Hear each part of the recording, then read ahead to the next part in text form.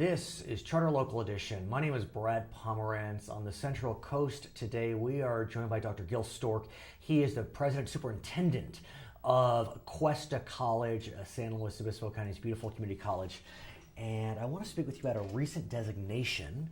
The college was designated a Hispanic-Serving institution. What does that mean? Well, Brad, it really means that our student population mix of students has grown past a certain threshold that is needed in order to be a Hispanic-Serving institution. So, what's that threshold? Once you reach 25% of your student population being self-identified as Hispanic or Latino, then you become eligible to apply for that distinction. There are a couple of other metrics involved in that, but that's the primary one. So we're now about 33% Hispanic, which is an indication of how San Luis Obispo County is changing in its demographic, especially North County and South County.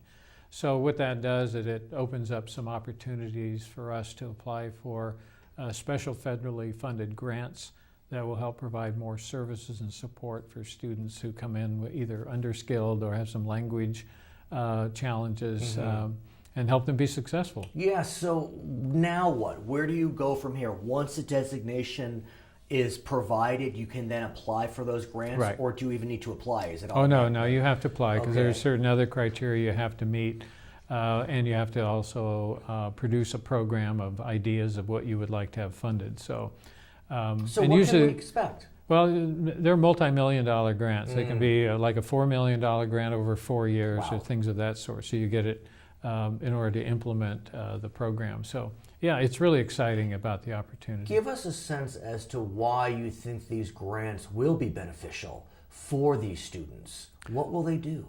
Well, many of the students in this particular demographic are first-generation college students. So they don't necessarily come in already understanding what to do and how to do college. And so it provides that smaller, more one-on-one support for students. Some have language development areas in terms of English is not necessarily their first language, so it provides them language development opportunities. But also connection with other resources that are there for students who maybe have some family economic challenges that really does enhance their ability to be successful. When can we expect these programs to launch? Well, we'll be doing the application process this fall, and so usually the awarding is done sometime in the spring. So it's really we're about a year out. So we would see something happening more in the 17-18 year. But now we've met the threshold to qualify, so we can go through that application process. There's an assemblyman from the Pasadena area, Chris Holton, who I believe headed up a bill which allows for dual enrollment between high school and college. That bill, I know it passed and was signed by the governor, and Cuesta College is on the forefront of implementing the particulars of it. Tell us about it. Yeah, this is really a very exciting opportunity. It's really found that for a lot of students, high school is really difficult to grab onto the relevance between high school and a career or high school and college. It becomes more of a list of subjects just to check off the list. So dual enrollment is about engaging students at a younger age in courses that follow some kind of career path or in some kind of a theme that will springboard their entry into the workforce. So are the students traveling to Cuesta, or are you traveling to them? No, we do it right in their home base. Really? So the courses are offered on their high school campus during their regular school days, so it doesn't interfere with any of their other activities like sports or music or whatever. It doesn't create a transportation problem because they don't have to go anywhere. And does one qualify for these classes? How is it determined whether a student can participate? Well, they have to meet the minimum qualifications that anybody would. They have to meet prerequisites to be able to enroll in it. So I'll give you an example. Please. A high school junior may be enrolled in a U.S. history class for high school credit. Right. So what we're doing is we're bringing in our college U.S. history course that teacher, if they meet the minimum qualification, means that they have a master's degree, they can teach our course to that group of 30 students, let's say. Some of them will enroll it for the college credit, and others will be getting the high school credit for it.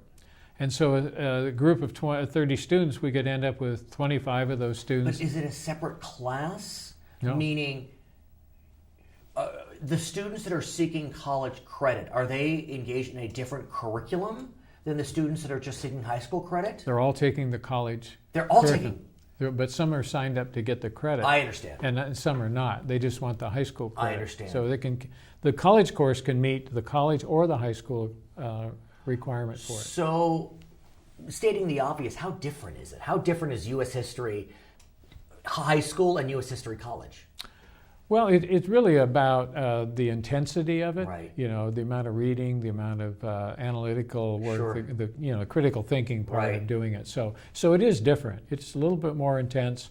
And then the agreement we have with you at the high school is that the faculty member, has to follow our curriculum, our Sure. syllabus, our method of grading, and so on. So they're oriented to take on that particular role. How does this impact, if Yeah. I may, advanced placement studies, AP? Yeah. Well, this is a little different. Historically, there are a lot of high schools that offer lots of advanced placement tests.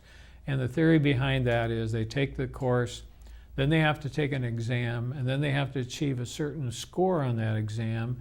And then that score then is either accepted or not accepted by a Right. university. Some accept a 3, some don't. Most accept 4s Exactly. and 5s. Yeah. So the advantage of, let's say, taking a college class is, if you get a C or better, you've got college done. credit for it. And whereas No AP the exam, no stress. Exactly. Yeah. Well, you have stress because you But still you know got what to I pass. get. But it's not Yeah. a single moment in Yeah. time where you're sitting for 4 hours and I've got to Yeah. pass this particular test. If you're taking Cuesta College U.S. History at, I don't know, Rio Grande High School, it's the whole semester. Right. And the other advantage is these are free. Courses do Right. not pay any. We waive the fee for high school students taking classes, either part of the dual enrollment, or if they're taking one of our night classes as an enrichment student, they don't pay the fees. At the either. college? At the college, I yeah. see. So right now we have, this fall we'll Right. have all 11 public high schools with an agreement for offering at least one course. We'll have 141 college classes embedded in these 11 high schools. That's amazing. And we'll That's have amazing. probably up to 18 to 1,900 students in our county enrolled in taking at least one college class. And I presume that if a student passes a Cuesta College course, if they go to Cal Poly, if they go to UCLA, that course will be accepted for credit? Absolutely. I mean, Yeah. Yeah. it's brilliant. It's brilliant. It saves money. It decreases pressure for students. They may have some credit before they even get to college. Well, here's the other Right. kicker. So if you have a freshman Right. daughter, let's say, I will. Yeah, A few years. right.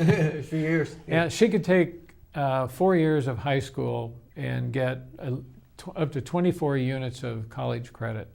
That's more than a semester, Yeah, semester way and a more. half, Yeah. and without you paying any fees. I like that. And then she comes to Cuesta College, and we have the Promise Scholarship, Living in San Luis County. which pays for that whole first year, which she could conceivably get another 24 more units. So by the time 1 year is done, you've got 80% of a 2-year degree or ready for transfer to a university. So it's a good deal for you, Brad. It's a great deal for me and really a great deal for the students of California. it really is. On so many levels. And I am so glad to hear that Cuesta is taking advantage of this opportunity. Yeah. His name is Gil Stork. He is the superintendent of Cuesta College in beautiful San Luis Obispo County. I'm Brad Pomerance on the Central Coast Today, Charter Local Edition.